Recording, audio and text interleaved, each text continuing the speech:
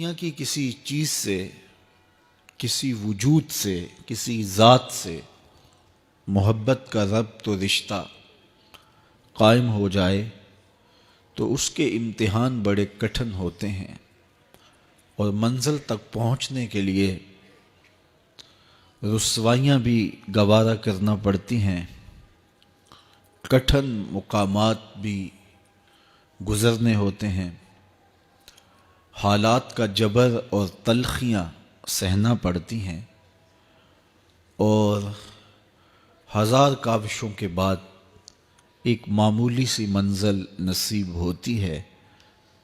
تو اللہ کا پیار کوئی اتنا سستا تو نہیں کہ وہ بغیر مشقتوں کے نصیب ہو جائے۔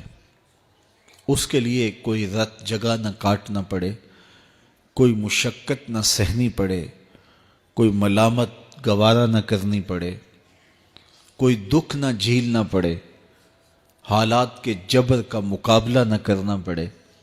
یہ کیسے ہو سکتا ہے؟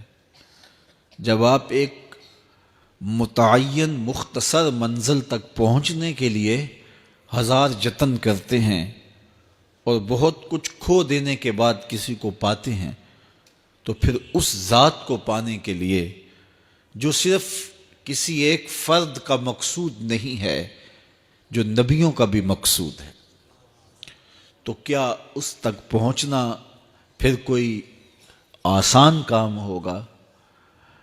بڑا کٹھن مرحلہ ہے۔ یہاں کھال بھی ادڑتی ہے، یہاں سولیوں پہ بھی جھولنا پڑتا ہے، یہاں فصیلے دار پہ سروں کا چراغاں بھی کرنا پڑتا ہے، یہاں بدن کی بوٹیاں لوہے کی کنگھیوں سے چھیدی جاتی ہیں، اونٹوں کے پاؤں سے باندھ کر کے الٹے سمت اونٹوں کو دھڑا کر کے بدن چیرے جاتے ہیں، یہاں زنجیروں سے کسا جاتا ہے، حتیٰ کہ زنجیریں ہڈیوں تک جا پہنچتی ہیں۔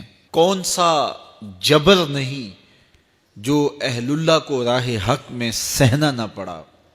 سر پہ آرا رکھ کے پاؤں تک نبی چیر دیے گئے، اپنوں سے جدا ہونا پڑا، کنان کے تاریک کنووں کو آباد کرنا پڑا، مالک ابن زغر کی قید کی مشقتیں سہنی پڑی۔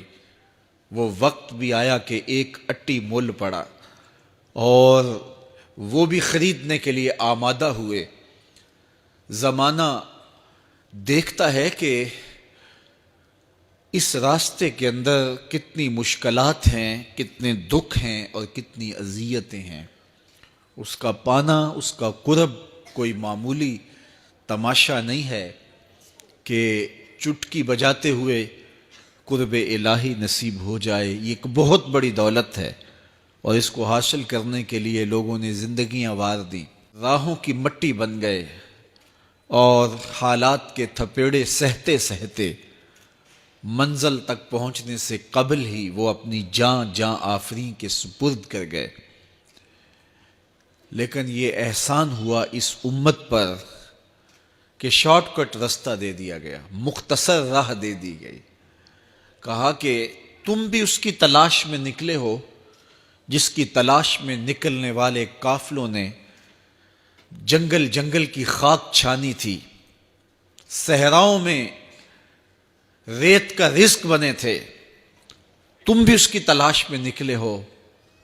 تم جلا دیے جاؤ گے، تم مٹا دیے جاؤ گے، لیکن آؤ تمہیں ایک شجر سایہ دار بتائیں، تمہیں ایک ٹھنڈی چھاؤں بتائیں، جس کے سائے میں بیٹھ کے انتظار کرو گے تو منزل تمہیں خود نصیب ہوگی۔ اور وہ کیا ہے؟